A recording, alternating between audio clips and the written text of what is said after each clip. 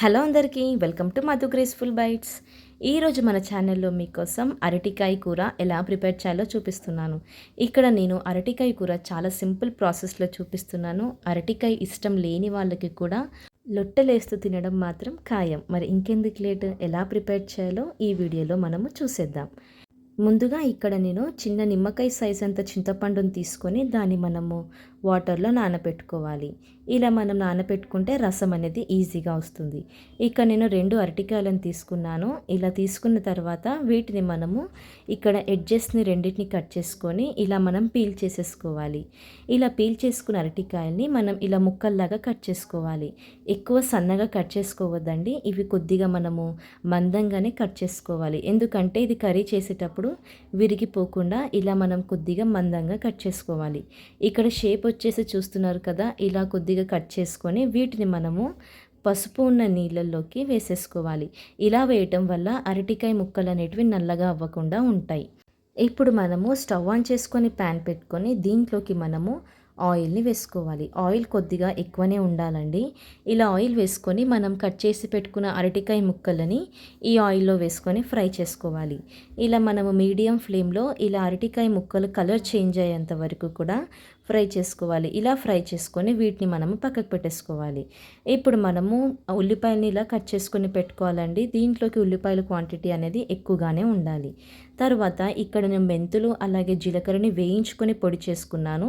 ఇది మనం పక్కకు పెట్టేసుకోవాలి. ఇప్పుడు మనం స్టవ్ ఆన్ చేసుకొని బాండి పెట్టుకొని ఆయిల్ని వేసుకోవాలి. ఆయిల్ వచ్చేసి నేను ఇంతకుముందు అరటికాయ ముక్కలది ఉంది కదండి, అదే ఆయిల్ వాడాను. ఇలా వేసుకున్న తర్వాత ఆవాలు, జీలకర్ర, ఉల్లిపాయలు అలాగే పచ్చిమిర్చి, కొద్దిగా కరివేపాకుని వేసేసుకోవాలి.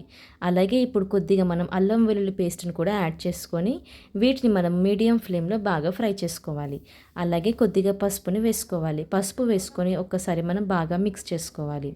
ఇప్పుడు మనము ఘాటుకి సరిపడేంత కారంని కూడా యాడ్ చేసుకోవాలి. ఇక్కడ మనం చింతపండు వేస్తున్నాం కాబట్టి కారం కొద్దిగా ఎక్కువనే పడుతుంది. అలాగే ధనియాల పొడిని కూడా యాడ్ చేసుకొని ఈ ఉల్లిపాయల్ని బాగా మిక్స్ చేసుకోవాలి. ఇలా మిక్స్ చేసుకున్న తర్వాత దీంట్లోకి మనం నానబెట్టుకున్న చింతపండులో నుంచి ఇలా మనం రసాన్ని వేసేసుకోవాలి. ఇలా నేను 2 సార్లు వాటర్ని వేస్తూ ఈ చింతపండు రసాన్ని ఈ కర్రీలో వేసుకున్నాను. మీకు ఇంకా ఎక్కువ పులుపు కావాలి అంటే మరొకసారి కూడా వేసేసుకోవచ్చు. ఇలా మనము వాటర్ని వేసుకొని ఒక్కసారి మిక్స్ చేసుకోవాలి. ఇప్పుడు దీంట్లోకి మనము రుచికి సరిపడంత ఉప్పుని వేసుకోవాలి. ఉప్పు వేసుకొని మరొక్కసారి మనము వీటిని బాగా మిక్స్ చేసుకోవాలి. ఇలా మిక్స్ చేసుకున్న తర్వాత దీంట్లోకి మనము మరికొద్దిగా వాటర్ని వేసుకోవాలి. వాటర్ వచ్చేసి నేను కంప్లీట్గా 1 గ్లాస్ వరకు వేసాను. ఇలా వాటర్ని వేసుకున్న తర్వాత దీంట్లోకి మనము అరటికాయ ముక్కల్ని వేసేసుకోవాలి. ఈ విధంగా అరటికాయ ముక్కల్ని వేసేసుకొని ఒక్కసారి మనము మిక్స్ చేసుకోవాలి. ఇలా మిక్స్ చేసుకొని మనం ఒక 5 నిమిషాల వరకు మీడియం ఫ్లేమ్ పెట్టుకొని ఉడికించుకోవాలి. 5 నిమిషాలైన తర్వాత చూస్తే మనకి అరటికాయ అనేది పర్ఫెక్ట్గా ఉడికిపోతుంది.